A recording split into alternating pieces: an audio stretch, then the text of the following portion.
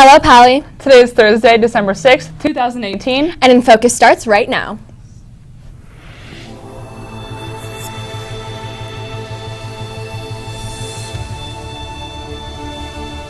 District policy won't keep some passionate athletes from representing their school in their favorite sport. Getting to campus may become more difficult as a result of a possible closure by Caltrain. And an act of kindness decades ago becomes a tradition in the Pally office. All that and more is coming up on today's show. Welcome to InFocus. I'm Anushka Sharma. And I'm Maddie Drucker. You know, Anushka, when I drove to school this morning, it took like 10 minutes to turn left from Alma onto Churchill. Well, Maddie, unfortunately, that turn could get a little longer soon as the Churchill Railroad crossing may close. InFocus reporter Cody Millar has been investigating the matter and has more. Students have voiced concerns about whether the Churchill Avenue grade crossing will be closed and how it will affect students and teachers' daily commute to school.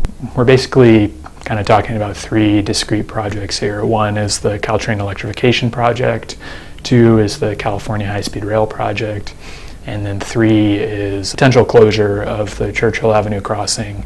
That's actually a project called Connecting Palo Alto, which is a planning study that's being led by the city of Palo Alto. City Council is still indecisive on what to do about the grade crossings. There's no final decisions have been made yet. The process is ongoing. We just had a big community meeting on November 28th. Most likely, this should not affect many students. For InFocus, I'm Cody Millar. Thanks for that. Pally Theater will be hosting auditions for the upcoming production of Guys and Dolls. Auditions are open to all students and take place in the PAC next week. Dance auditions are on Monday, December 10th from 3:45 to 5:30 p.m. Vocal auditions are December 11th from 3 to 5 p.m. And acting auditions will take place Wednesday, December 12th from 3:45 to 5:30 p.m.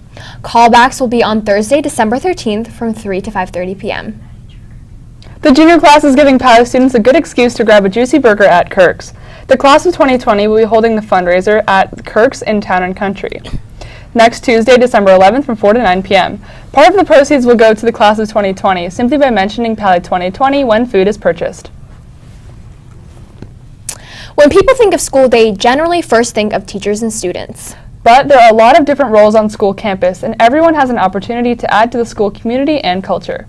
Noor Navaid is in the studio now with more on one staff member that does just that. That's right, Anushka. I had the pleasure of sitting down with Pally's famous snack lady. Miss Queen in the front office is known around campus as the person to see if students need a quick snack. This tradition of feeding hungry students had a very thoughtful beginning. Here's that story. When students feel hungry and need a snack, they have several options to choose from. Vending machines, the student center, the wellness center, or they may even opt to go all the way across the street. However, there is another less costly and more convenient option available.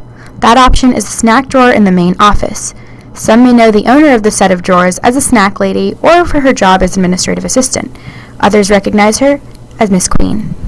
When we first started, we had just a little candy jar, and then between Mrs. Benfield and myself, we would just bring in snack bars every once in a while. We had a little drawer. Although the snack drawer started off as something small, the real tradition began years ago because of one hungry student who frequently stopped by Miss Queen's office for food. And I realized that he was hungry. He was always hungry.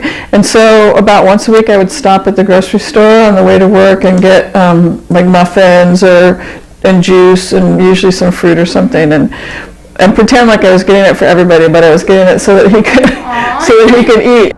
Initially, Miss Queen was able to get funding from the school, but that ran out a year ago. However, thanks to one Pally parent, Miss Queen was able to get funding from private donations. She went home and she ordered a bunch of stuff and she talked to a bunch of other parents, and ever since then, like every other day or so, I get a box of food that people order. I have an Amazon wish list. They order from there. Miss Queen also avoids limiting the number of snacks a student takes as she understands their situation. I don't ever ask anything from anybody, and I never tell anybody that there's limits on the food that they can have, and I never say, oh, you've been here like 10 times today already, because people are hungry. They're just hungry, and teenagers need to eat. Although Miss Queen is receiving private donations, she appreciates all the help she can get and tries to meet students' cravings by providing many snack options. She has an Amazon wish list with a variety of snack options to choose from. It'd be nice if they wanted to help out, they could, order off my Amazon wish list. There's a thing on the Pally link. There's a link on the Pally link that they can click and they can just go straight to the Amazon wish list and see all the stuff. What began as a small act of kindness for one student soon became a cause supported by the whole Pally community. For InFocus, I'm Noor Navaid.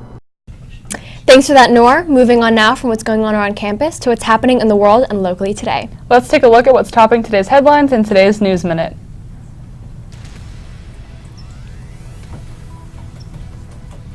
Over the past year, officials at Stanford have received reports of allegations of misconduct from years and decades past. This revelation is included in the university's second annual report on Title IX and sexual harassment. The report released Tuesday was an ongoing effort to, quote, hold ourselves accountable on this issue. The document details 221 total incidents reported over the previous academic year, from September 2017 through August 2018. Like Stanford, Pally also wants to hold itself accountable for sexual harassment issues. Yesterday, freshmen, sophomores, and juniors attended a required assembly on the topic in the Performing Arts Center. Anaya Bogue, the speaker that addressed Pally students, is a contributor to various media outlets. She has over 20 years of experience as an educator, certified life coach, consultant, writer, and speaker. Bogue was invited to Pally to speak about issues of sexual assault, consent, and being an upstanding bystander. While most students attended the assembly yesterday, seniors will attend tomorrow during 6th period. Max Bonsetter is in the studio now with the latest in Pally sports news. Max, how are our Vikes doing?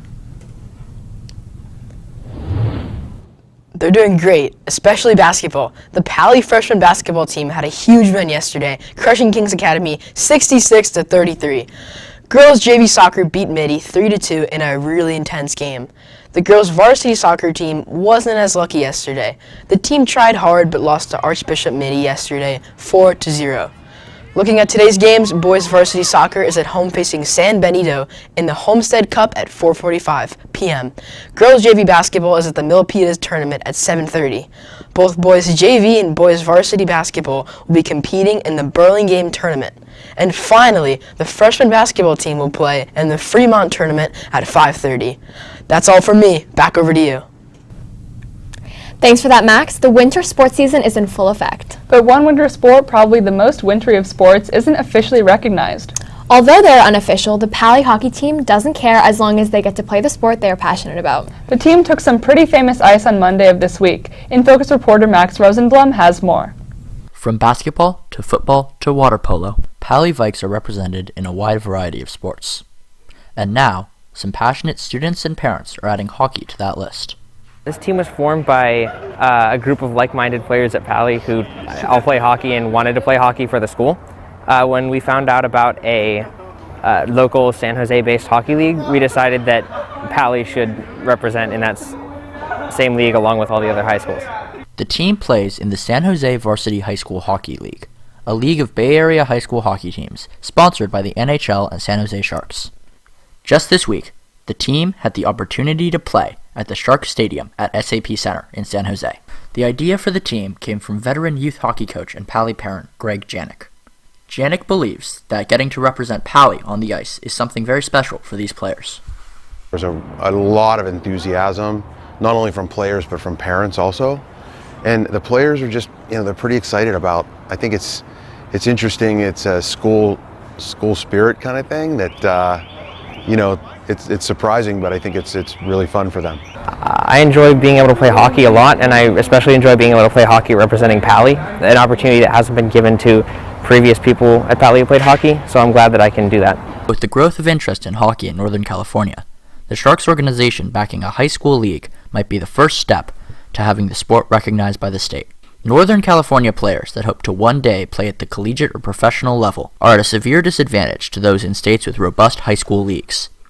This league allows these players to post high school stats and can be seen by college and professional scouts. But, although the team plays under the Viking name, the school and district have so far refused to support them as an official Pally team, despite their attempts to be recognized as such. In September of this year, the club's application was denied by ASB based on an undefined district policy.